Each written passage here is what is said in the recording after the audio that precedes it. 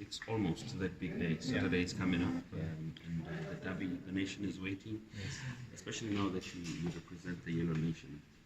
Just take us through your memories of the derby and what this signifies. That's a deep one, huh? Mine go far back. I mean, I was lucky enough, like I said earlier, to be around some of our past legends when they were in camp, when they were preparing, when they were going to the stadium, when they were singing, you know. So I got it from a different angle. You know, I got to see the importance and how much they value the club and value this game.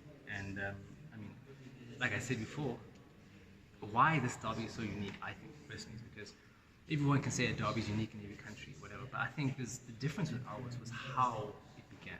I honestly can't think there's a derby that was built on the same foundation, you know. And I look back at the chairman and not just him, all the stakeholders who helped bring it to what it is today. It was a tough time. There were political elements. There was, you know, it was about survival. It was about the community. So it wasn't just about football, you know.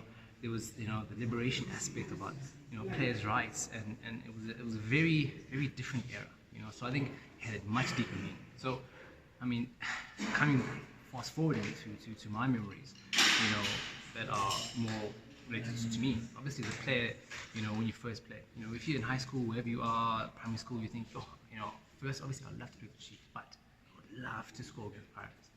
You know, that's it. You know, you want to bury them. That's how you brought up. You know, it's the rivalry. And for me, obviously, it's your first time you come on the sub or first time you play the game. But of course, when I was able to score a goal against them, I remember even it was a Vodacom challenge or the league. You know, those stick in your mind because at that moment, there's very few people that get that opportunity. You know, and you're feeling something special for yourself. So I think for me, it's besides all the other elements, personally, obviously, it's been able to, you know, go on the front lines as a warrior and contributes to part of the history, you know, in any small way. So definitely scoring against Pirates is very special to me. Take us home and tell us about the chairman. Yes. Now, let's leave the chairmanship out. Yes. Talk to us about your father Yes. on the eve of the derby. Yes. Is there anything that he believes in, or is Yes. there any mood that he shows, Yes. or maybe is there any your feeling that he actually, you know, has that you can tell that the derby is coming? Does he look tense? What does he do? Listen, chairman's special. Have you ever seen him tense?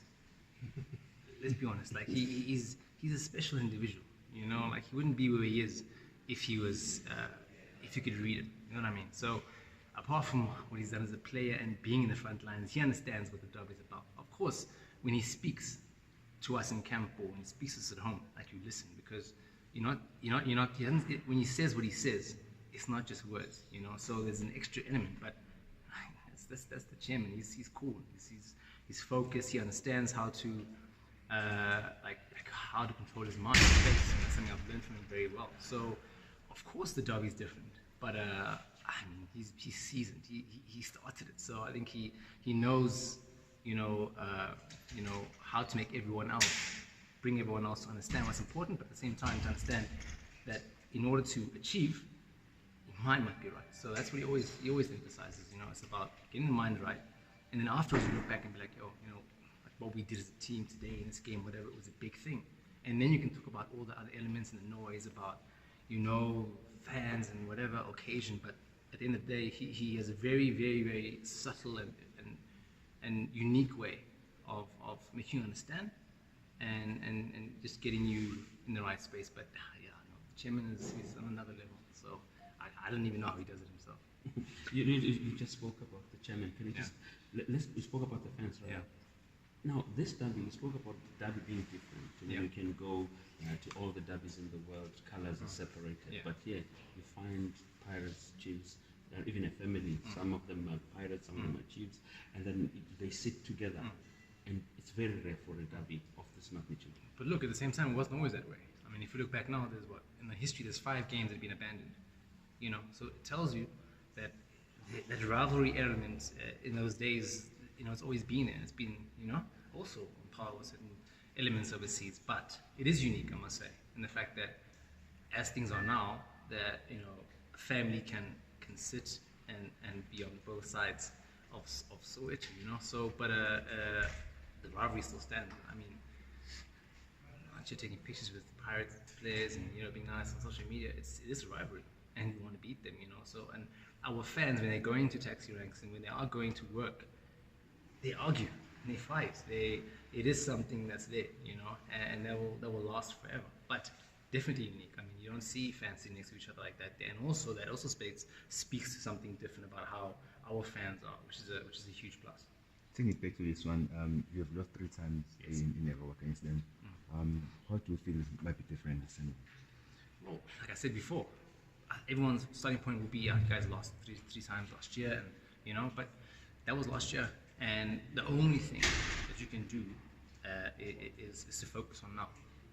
Whether it's to work hard, train hard, prepare hard, and I mean, if you look at the technical team that we have right now, I mean, they are an amazing bunch of brains, that are around the guys, and the guys are putting in the hard work, and it's just about going on the day and learning from your lessons from the last season, for example, and putting your heart on the line and achieving your goal. So, I mean, last year was last year, and the only thing they can do now, and all of us can do now, is just to focus on Saturday. Junior, 2-3 days ago, in fact, when was it? 2 days ago, the internet was blocked with you having graduated. As a former footballer, let's not run away from it. You are born from a good family. There's no way that they could let you down or kick you out without a qualification. But what drove you to go out and get educated? That's a weird statement. I mean, there's no way family and kick you out. I don't know what that means. But what I'll say is, like I said earlier, education is not about the family. It's not about it's about the individual, because if I'm studying or you're studying and you're going, it's you in those books and you want to get your psych degree, whatever degree you want to get, no one's going to help you, right? So you can be born from Trump's family, but Trump won't help you get the degree, so you've got to, it's a personal achievement that's for your own, that no one can take away, at the same time no one can help you get, so also after football, whether it's not working here or whether it's working in any establishment, you want to have skills, you want to understand and see things from a different way and grow, and it's not the end either, so you're always learning in life or in football. So for me, it was just something that I've always wanted to achieve and always wanted to do, and it just so happened that I took the decision in 2014 to say, listen, I'll go full time and I'll just focus on it, and I did. So I think irrespective of the background or irrespective of anything else, it's a personal achievement that I wanted to achieve and to arm myself. I mean, I have my own family. I have 2 boys, and I want to do the best that I can for them and provide the best life I can for them. So I'm always trying to constantly upskill myself. And what message will I send to them? If I think education is very important. So you have to lead by example. So if I want my boys to push and to go and study and arm themselves, what's the best way? Kids don't do what you say; they do what you do. So for me, I just told myself that I'll take the chance. There are people who are underprivileged, never have that opportunity, but they get 10 distinctions and getting, it's not about where you are, what you come from. It's about you as a person and what you want to achieve. And so, Kaizer, can you just explain what your role is now in the club, just from an interest sake? Just what are you now? Yeah. And I'm sure you've been groomed for bigger things as well. Let me answer that question. Answer the question like I did earlier before. It's like I said, and I'm going to say the same things.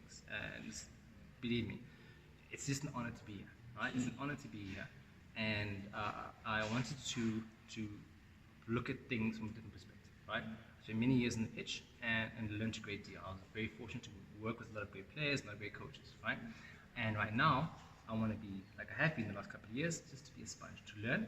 I mean, I'm very privileged to have, whether it's the chairman, kind of person like the chairman around, where you can amass great knowledge from. We have our football manager, Motaung Jr, who's been through it all and achieved great things. So, learn from people like that. I have my sister Jessica, so other individuals in different departments. So it's I would love to learn, be a sponge, and to add value. So that's the gist of what I'll be doing, because at the end of the day, it's about giving back to the club and adding. So from what you're saying, you've actually been given leeway to observe at the moment. No, what I'm saying is exactly what I'm saying. I'm saying that I'm studying, finish my studies, and at the moment in time, it's about applying those studies. So I will look to apply them. Of course, the ones that I did embark on the business side and financial side, but there's many elements to them, and it can be applied in different areas of the institution. But definitely, it's about me adding value. I saw an article saying you're a future chair in the making. Did you write that article? Who wrote the article? Was it an article? I just saw that. Article or tweet? Yeah, something around. Oh, it was a tweet or article now. But how much pressure does that bring to you, knowing that look, you are here and you are likened to your namesake? Man, my shoulders are big. I mean, I played on the pitch with the exact same connotations, you know. And like I said earlier, it's not about the surname on your back. The chairman always says to us, guys, if you play your heart out for the badge on your heart, and you did, everyone will remember your surname. You know, he always tells us, no one's going to worry about, you know, but if you play for them, they'll remember you. So it's the same here. I've got to give my heart out, you know, for the club in whatever capacity. So, like, it's the same answer to that question. You know, it's about me being able to add value and give back to the club. Yeah, just going back to the derby. You spoke about the fans, you know, the rivalry between the fans and the people on the streets.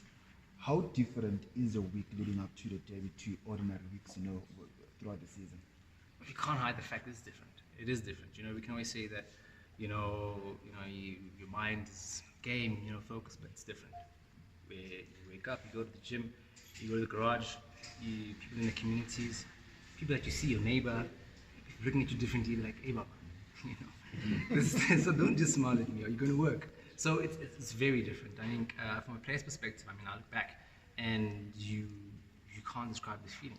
All you want to be is get stuck in, and you can't wait for Saturday. You actually want the week to go, you know. So it's the preparation. Obviously, from a technical and tactical point of view, there's things that you would do for any game and tailored for that specific opponent. So I think mentally, there's definitely a huge shift. Here, it cannot be because it has to be because this is Pirates is not just an ordinary game. As a player, then how do you deal with that? Because the level of anxiety it becomes different now. How do you deal with that? Because if you're going to play for Real Madrid or Barcelona, you know you got to have your mind right, and also you know having played with certain players and seeing how they deal with things. If you take the noise away, you know, and you understand what am I here for? I'm here for the when you touch the ball, when you move, that's what you're there for. Sometimes you don't even hear the crowd. There are times where you're not really hearing people because you're focused, and that's the goal. You know, of course, you know, leading up to it, there's you know the anticipation, family members, and the rivalry. You've got your own friends, you know, going back and forth. We got to switch that off. You got to switch it off. You got to focus and understand, you know, you're going to work. So, I mean, if you approach it that way, you know, you have to get it right.